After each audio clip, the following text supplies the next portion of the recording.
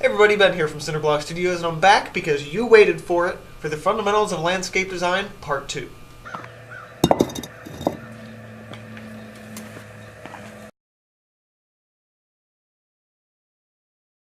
So as we discussed in Part 1, a lot of the elements and principles of design are the core of landscape design.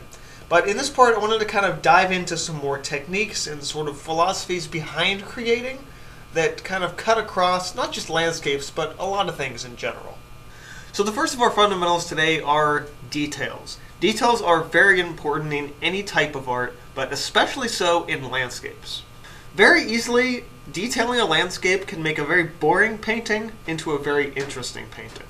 For a lot of people that are new to landscape painting, you probably understand that it's very fun and very easy to lay out big blocks of color. But it's also fun to add details, and guess what? It might be a little harder at first, but it's really, really rewarding in the end. And as fun as it is to paint details, yes, it's harder. It's harder to slow your pace, to go from big, exciting, big, wide, blocky areas of color, and then to sit and detail stuff. It's a break. It's a very different break in your momentum, and for many people, that's a little bit of a turnoff. But it's important to note that you don't have to detail everything.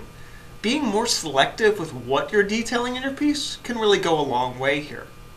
For example, going and just detailing the foreground gives you a more naturalistic landscape. I don't mean nature by natural, but I mean like laws of physics.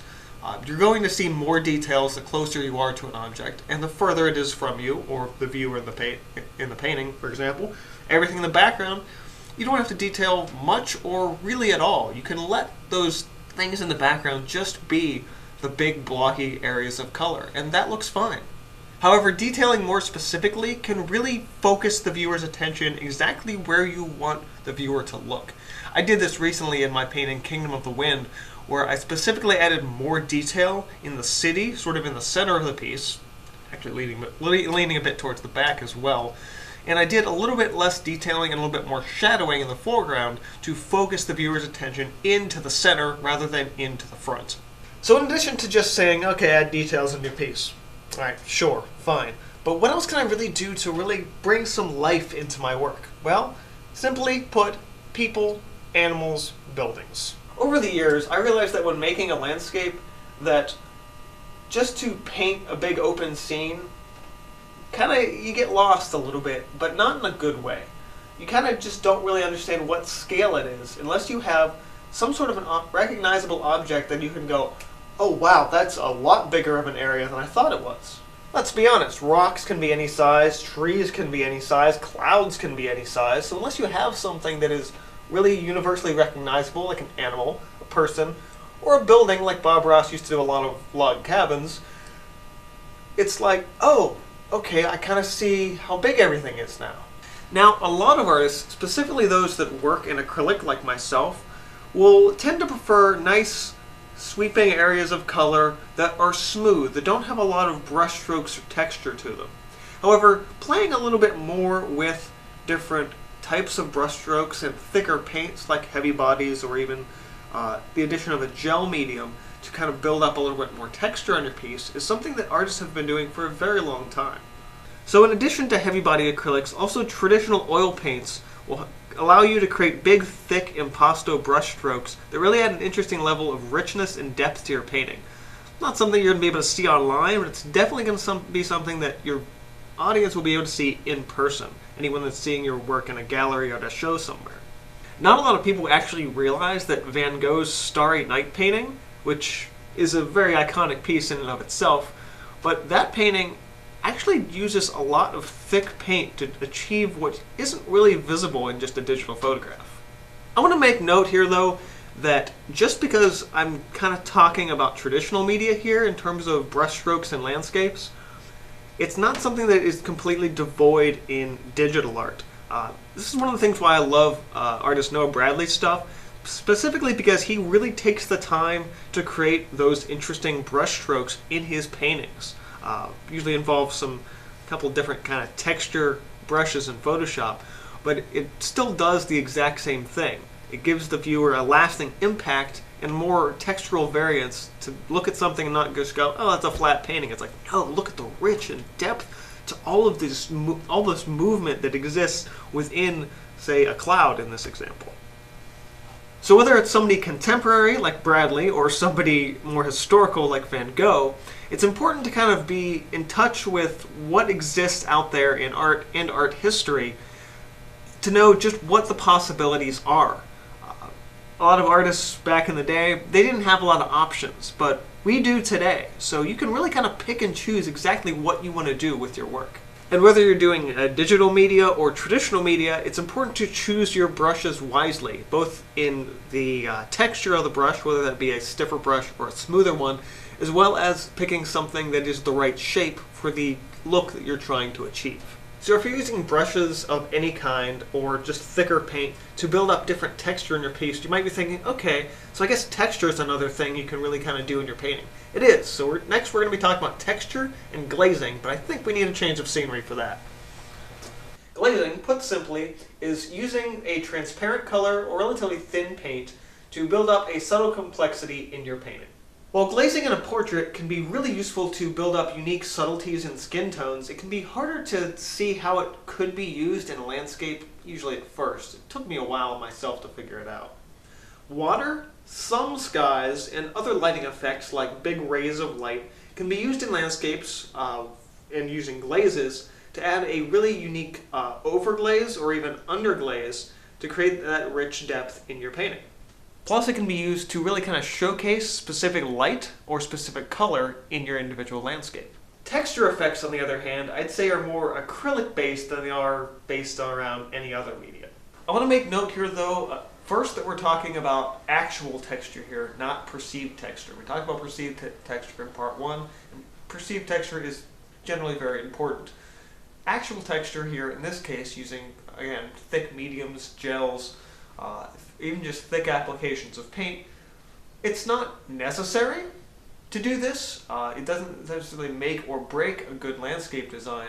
However, it is something that I feel adds a unique flair to a piece.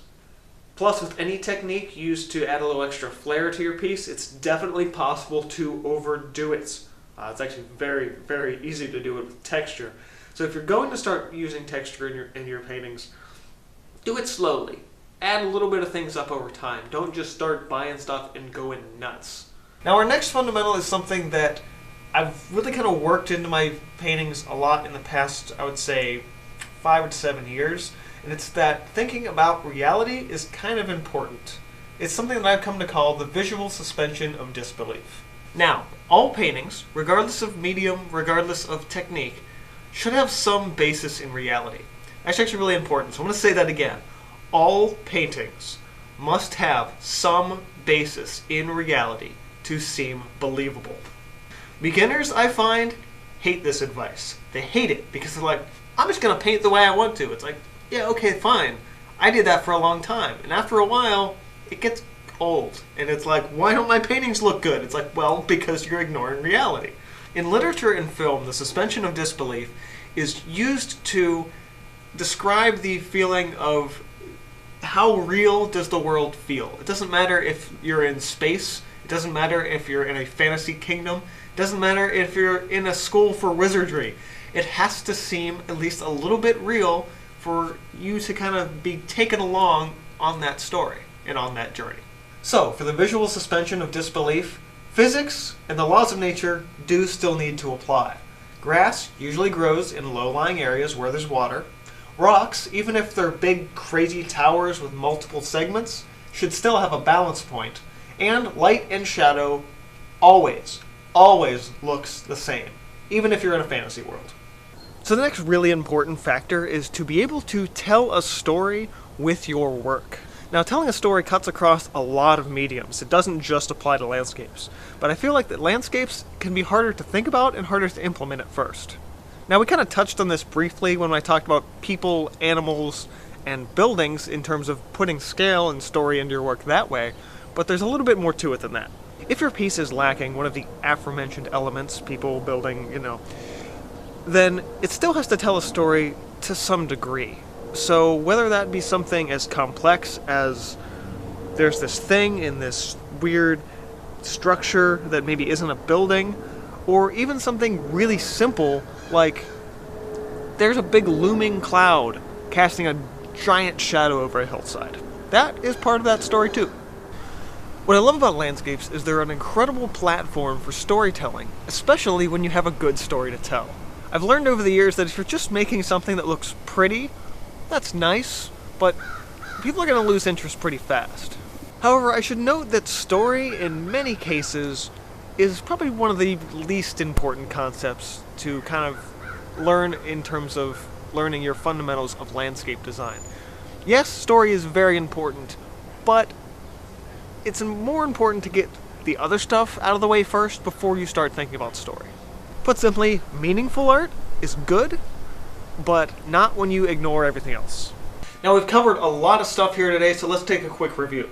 First, details can very easily make a bad painting into a good one by creating more detail and depth and focus and interesting stuff for your viewer to look at.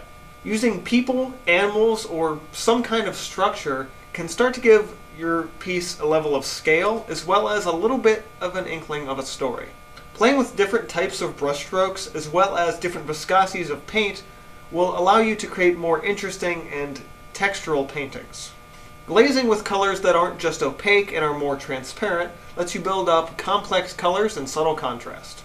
Texture effects with thick, heavy paint, or mediums and gels, specifically with acrylic, can be used to add a unique new dimension to your paintings, but you should kind of be careful with how you're using them. Try to remember my concept of the visual suspension of disbelief when designing your landscapes, because even a fantasy painting has to be rooted in some type of realism. With all of these other factors in mind, telling a story can be something that keeps people coming back to your work time and time again. So I hope these tips, both in part 1 and here in part 2, have really kind of taught you something about kind of taking your landscapes maybe back to the basics or just to the next level. Hit the like button if you learned something, get subscribed if you're not already, and this has been from Cinderblock Studios. See you guys next time. Glazing, put simply, is using a thin or transparent paint color to build up subtle complexity in your paint.